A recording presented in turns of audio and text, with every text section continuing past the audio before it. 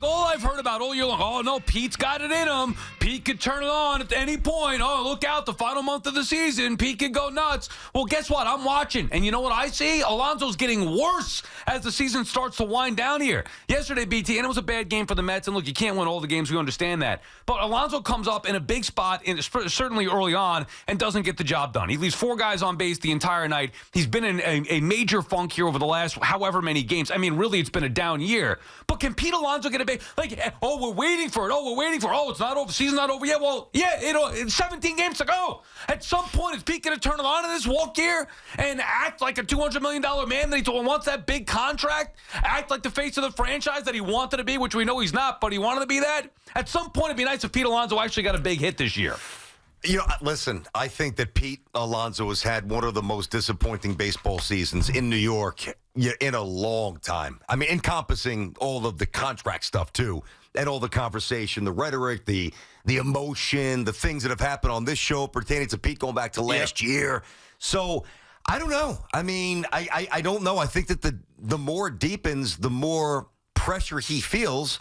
And let's face it, Sal, he has not handled pressure well this year. That's it. He just hasn't. But the pressure should be off at this point. He's already botched his contract. Yeah, but he has. He absolutely has. That's over. We know what he is. He's hitting 239. No, he's had an absolute dud of a season. However, think about it from his perspective, right? Where he knows he's underperformed, but human emotion. Does he though? I think deep down. Because remember, I'm an all-star. I'm on pace for 40 home runs. You saw him pace for 40 home runs? No, he's not. He's not. He's definitely not on pace for that.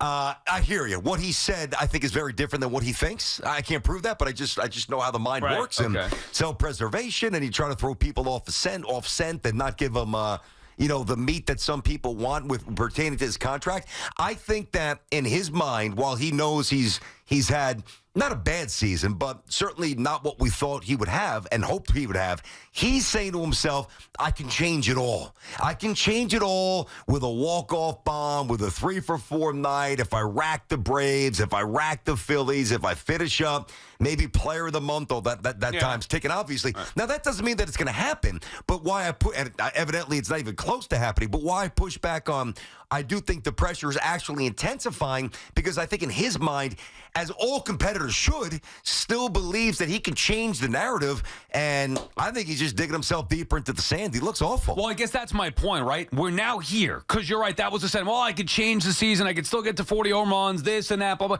There's 17 games to go, I know. And you're getting worse. Your average is sinking. You come up multiple times last night with a chance to change the game. Now, again, I'm not blaming that loss on Pete Alonso. David Peterson didn't have it. It wasn't Alonso alone. Vientos wasn't good. Some of the Mets lineup has been struggling here for a little while. It's been the pitching that's carried him. That's fine. But you expect more from Pete. And when he hasn't really kicked it into gear, the word I would use to describe Pete Alonso's season is non-impactful. And for a guy that has 31 homers and a guy that's been a prodigious power hitter since he's been in the league, you'd like to have much more impact than what he's had. We've gone over this list before. If I asked you to rank the most impactful Mets in order of their season getting turned around, and Alonso will be toward the bottom of that. I mean, he's hitting 239. He's got 79 RBI with 17 games to go. This is your middle of the order guy who's looking for a big contract, power Pete, looking for a mega contract in the offseason. Yeah, and by the way, the excuse that, Lindor was doing nothing the first month of the season, which is why maybe his RBI production was impacted. I know Lindor's gotten a little chilly, but he's humid here, so you would think that he would wake up and get hot again at some point. I do, but Lindor's been on base every game, and he still has 79 RBIs. Vientos hitting in front of him in the 2 spot. Alonso's the problem. He's been a problem here, and when this team has desperately needed at some point, think about what they've done, BT, basically without him all year having that impact. They just needed at least a few weeks stretch. Now, there's 17 games to go. Maybe he's going to turn it on now. Again, I said months ago I trust Nimmo to get it turned around, and he's been cold too, but I trust him more than I do Alonso. This is going back months ago. It just seemed like a lost year for Pete Alonso. And everybody, oh, no, Alonso still got it in him. Alonso this, Alonso that. 17 games to go. Be nice if you turned it on now and actually got a big hit, and maybe ultimately he will be judged what he does against Philadelphia and Atlanta, which I think this Mets season is going to come down to. I know they play today at 3 o'clock, finish up that series against the Blue Jays, but ultimately where they are in the standings, right there with the Braves again, tied with Atlanta, 7 games with Philly to go. Obviously not going to be easy. Where Philadelphia looking to just bury that division, finally, put that away. At some point, Unfortunately, the Mets are going to need Pete Alonso to have a positive impact on this team. And with 17 games to go in his walk year, it hasn't been felt yet, and that's a problem. Not only has he not, held the proverbial steering wheel in terms of directing the Mets where they've gotten so far, he's not sitting shotgun. Right. I don't even think he's in the back seat. If you got a 5-seater, you're talking about Lindor, you're talking about Vientos, Iglesias, intermittently, with Torrens behind the plate. Mm-hmm. Obviously, Severino dealing and Manaea's been a stud outside of last night. Peterson, bullpens pick things up. I mean, he's really, he's not impactful works. That just non-impactful. Last 15 days, Sally's hitting $178. And $178, they're in a pennant race. And you could almost, now I can't, but you could almost forgive the entirety of the season if he just turned it on for 1 month in September, those last 15 games or the final 17 games coming up. If Alonso were able to turn it on and carry this team into the postseason, maybe you forgive what happened. Now, I'm not saying you forgive it when it comes contract time, where obviously you got to waive that. I was going to ask you that. No, okay, I'm with you so far. Go ahead. I'm saying forget about the down year that you've had. Uh-huh. You were impactful at the most important time, got the Mets into the postseason, and see what damage you could do in the playoffs. But why would you believe it's going to happen at this point when it hasn't clicked in for Pete? Which then also, to further the conversation, would make me think, why am I bringing him back? Well, because he hit 30-plus home runs? I mean, this is who Alonso has been now the majority of time. The last couple of seasons, Pete Alonso now has shown you he's not going to be a high-average hitter, and he's going to be inconsistent. It's not going to be a great clutch performing player, but he's going to hit a lot of home runs. Like, he'll hit 30-plus home runs.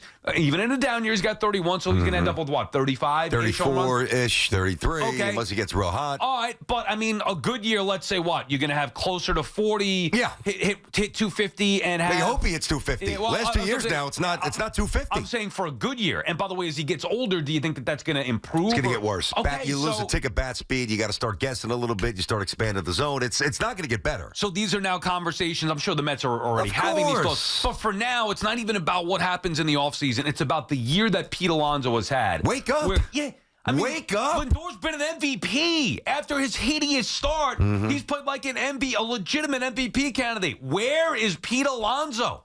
At some point, Pete Alonso needs to do something for this team. And last night, again, just infuriating. Listen to that game on the way home last night in the first inning. I'm waiting. All right, here we go, Pete. We're coming up later in the game with guys on where one swing of the bat could change the game. They need Pete Alonso, unfortunately, at some point, and he just has not been there for them all year long. Well, by the way, you said listening to the game on the radio gives us a chance to plug something we'll do every Wednesday the rest of the baseball season. So coming up at 11 today here with BT and Sal, Howie Rose. All right, so we'll ask him about Pete. He's seen pretty much every single game Pete's played as a Met. And then on the Yankee side, it's 12:30, Susan Waldman, and every Wednesday, hopefully deep into October for the Yanks and the Mets. So I know what you feel, and you and I feel the same thing.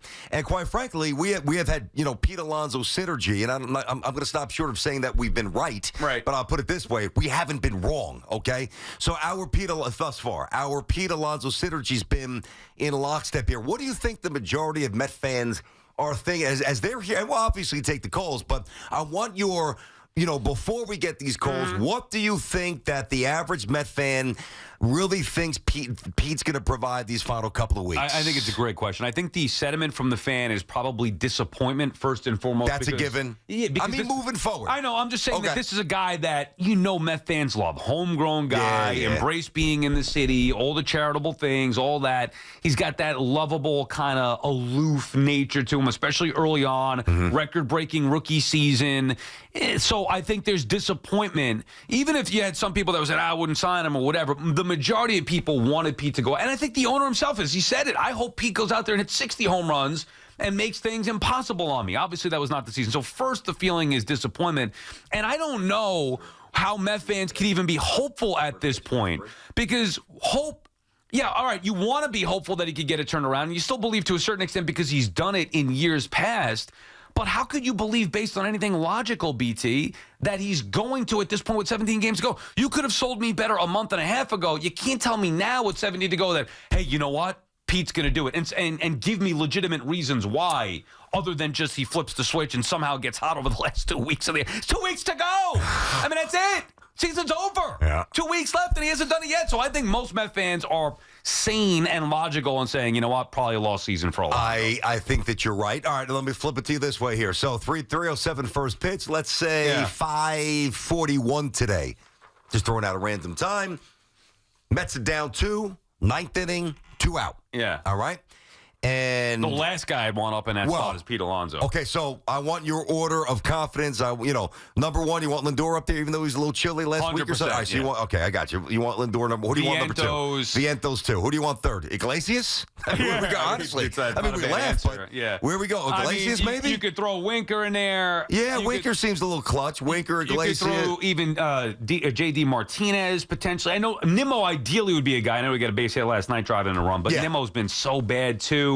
Again, this is not just Pete, but Pete is Pete's the one who's looking for a contract. And an all-star. He was their lone all-star this year. He let us know. Right or wrong. Exactly. So, you know what? You're going to get the brunt of the criticism, especially when you're struggling with guys on base. His job is to drive runs in. That is his job. Nobody's asking for gold glove defense. Nobody's asking for versatility or high baseball IQ or good on the base paths. Your job is to produce runs with power. That means when a guy's on first base, he should be in scoring position when Pete Alonso steps into the box. And too many times, it's just not there. Just to answer your question from before as well, the one thing that maybe Met fans could look forward to, hey, you know what? It's been a lost year, and I have no faith that Pete's going to get it turned around.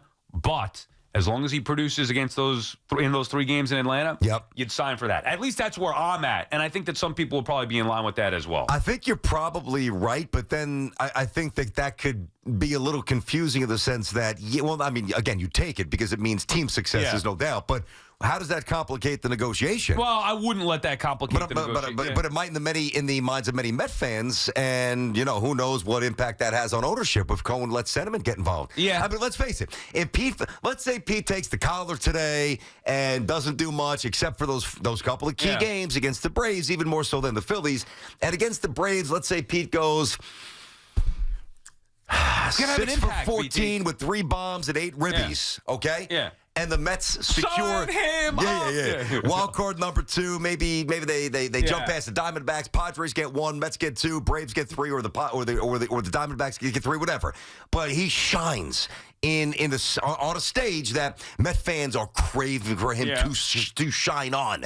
But yet the season wasn't very good. We talk about 30 years old, righty hitter, slowish on the bags, and obviously not a great fielder, competent. And it's not bag on Pete Alonso Day, right. But this is about, let's create a little perspective. Number 1, about the season he's had, and number 2, how he's got at least a little reprieve here with 17 games to wake up out of his coma and do something for the Mets season. Right. I don't think, though, you could let that impact the contract talks, although I'd be lying to you if I said if he goes nuts against the Braves and they get into the postseason and he has not a Daniel Murphy type October, but a good October, you'd be like, all right, maybe more apt to bring him back. But I'm still not paying the ridiculous price that I think he and his agent think that he should get just because he hit 30-plus home runs in a year. Because you know why? I can't trust him moving forward because of the inconsistencies.